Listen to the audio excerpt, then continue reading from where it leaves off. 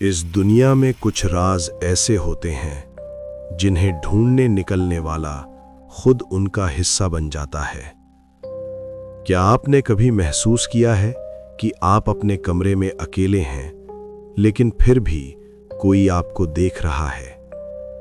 उत्तर प्रदेश के एक छोटे से कस्बे जलालपुर में एक पुरानी हवेली है जिसे सब सफेद कोठी कहते हैं।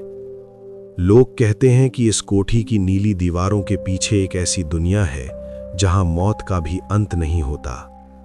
वहां कोई रूह नहीं भटकती, वहां सिर्फ एक आईना है, एक ऐसा आईना जो आपकी परछाई को आपसे छीन लेता है। आज की कहानी समीर की है, जिसने उस आईने की गहराई को नापने की हिमाकत की थी। समीर एक मशहूर लेखक था जिसे हॉरर कहानियां लिखना और पुरानी जगहों के रहस्य सुलझाना पसंद था। जब उसने सफेद कोठी के बारे में सुना तो उसने तय किया कि उसकी अगली किताब इसी कोठी पर होगी। शाम के धुंधलके में जब परिंदे भी अपने घोंसलों की तरफ भाग रहे थे, समीर अपनी बाइक पर उस कोठी के फाटक पर खड़ा था। कोठी का रंग बिल्कुल सफेद था, इतना सफेद कि अंधेरे में भी वो चमक रही थी। समीर ने अपना रिकॉर्डर निकाला और अपनी भावनाओं को दर्ज करना शुरू किया। एंट्री टाइम रात के ठीक 8 बजे। ये कोठी किसी कब्रिस्तान की तरह खामोश है।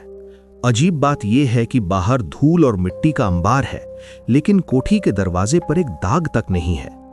यहां की हवा ये बहुत भारी है। ऐसा लग रहा है जैसे ऑक्सीजन की जगह फेफड़ों में कोई बर्फीली गैस भर रही हो। चलिए अंदर चलते हैं। जैसे ही समीर ने मुख्य द्वार को धक्का दिया, एक लंबी चू चू की आवाज गूंजी, जिसने खामोश हवेली को जगा दिया। अंदर कदम रखते ही समीर को लगा कि सन्नाटा उसे निगल रहा है। हॉल के बीचों बीच एक विशाल आईना रखा था। उसका फ्रेम सोने का था, जिस पर सांपों और इंसानी खोपड़ियों की नक्काशी बनी थी। समीर अपनी टॉर्च लेकर उसके करीब गया। ये आईना ये बहुत पुराना है, लेकिन ये इतना साफ कैसे है? ऐसा लग रहा है जैसे इसे अभी अभी पॉलिश किया गया हो। मेरा अक्स, मेरी परछाई, ये आईने में बहुत साफ दिख रही है, पर एक मिनट, ये क्या है? समीर ने गौर किया कि आईने के अंदर उसकी परछाई ठीक वैसी नहीं थी जैसी बाहर थी। समीर का हाथ बाहर था, पर आईने के अंदर वाला समीर अपना हाथ जेब में रखे हुए था। समीर के चेहरे पर पसीना था, पर आईने वाले समीर के चेहरे पर एक डरावनी मुस्कान थी। ये नामुमकिन है। ये कोई रिफ्लेक्शन नहीं है, ये कुछ और ही है। क्या मेरा दिमाग मेरा साथ छोड़ रहा है, या फिर इस आईने के अंदर कोई और खड़ा है जो मेरे जैसा दिखता है? समीर ने घबराकर आईने पर एक पुराना पर्दा डाल दिया और ऊपर की मंजिल पर चला गया। उसने सोचा कि सुबह होते ही वो यहां से निकल जाएगा, लेकिन रात के 2 बजे कोठी का सन्नाटा एक चीख में बदल गया। हॉल से किसी के सिसकने की आवाज आ रही थी। समीर अपनी टॉर्च लेकर नीचे की तरफ दौड़ा। नीचे हॉल में पर्दा फर्श पर पड़ा था। आईना नंगा था और उससे एक नीली बिजली जैसी रोशनी निकल रही थी। आईने की सतह अब कांच जैसी नहीं, बल्कि काले गहरे पानी की तरह हिल रही थी। समीर, भागो मत, हम सदियों से प्यासे हैं।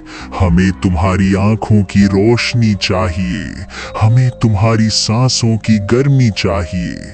अंदर आ जाओ समीर, यहाँ दर्द नहीं है।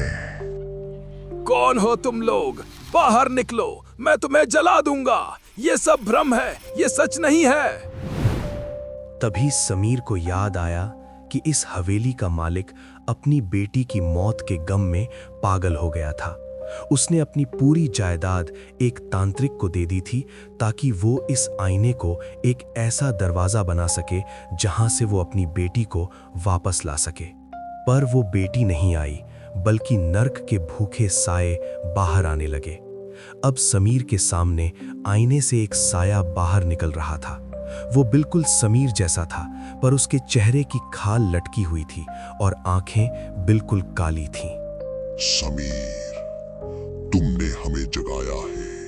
अब तुम हमारी जगह इस ठंडे अंधेरे में रहोगे और मैं तुम्हारी जगह इस रंगीन दुनिया में जाऊंगा। तुम्हारी डायरी, तुम्हारा नाम, तुम्हारी पहचान अब सब मेरी है। नहीं, मैं तुम्हें अपनी जगह नहीं लेने दूंगा। तुम महज एक परछाई हो। वो साया आईने से आधा बाहर आ चुका था। उसके हाथ बर्फीले थे, जिन्होंने समीर की गर्दन को पकड़ लिया। समीर का दम घुटने लगा। उसने पास पड़ा पीतल का एक भारी फूलदान उठाया और अपनी पूरी ताकत के साथ आईने के केंद्र पर प्रहार किया। आईना टूट गया। कांच के हजारों टुकड़े गोलियों की तरह हॉल में चारों तरफ फैल गए। एक भयानक धमाका हुआ और फिर सब कुछ शांत हो गया। समीर फर्श पर पड़ा था। उसे लगा कि वो बच गया, लेकिन जैसे ही उसने जमीन पर बिखरे कांच के टुकड़ों को देखा, उसकी रूह कांप गई। कांच के हर एक छोटे टुकड़े में समीर का एक अलग चेहरा था। एक टुकड़े में समीर रो रहा था, दूसरे में वो पागलों की तरह हंस रहा था और तीसरे में वो मर चुका था। हजारों टुकड़े एक साथ चिल्लाने लगे। तुमने हमें आजाद कर दिया समीर। अब हम आईने में कैद नहीं हैं। अब हम तुम्हारी हर सांस में हैं। अब तुम कभी अकेले नहीं रहोगे।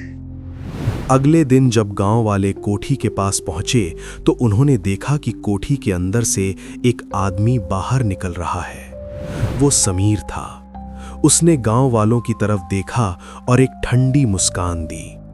लेकिन गांव वालों ने नोटिस किया कि चिलचिलाती धूप में भी उस आदमी की कोई परछाई जमीन पर नहीं पड़ रही थी। समीर की डायरी और रिकॉर्डर आज भी उस कोठी के मलबे में दबे हैं। रिकॉर्डर के आखिरी हिस्से में बस एक ही आवाज सुनाई देती है। कोई है? क्या कोई मुझे सुन सकता है? मैं यहाँ इस कांच के अंदर हूँ।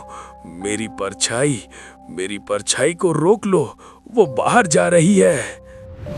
दोस्तों, अगली बार जब आप अंधेरे कमरे में आईने के सामने खड़े हों तो अपनी आंखों की पुतलियों को ध्यान से देखना।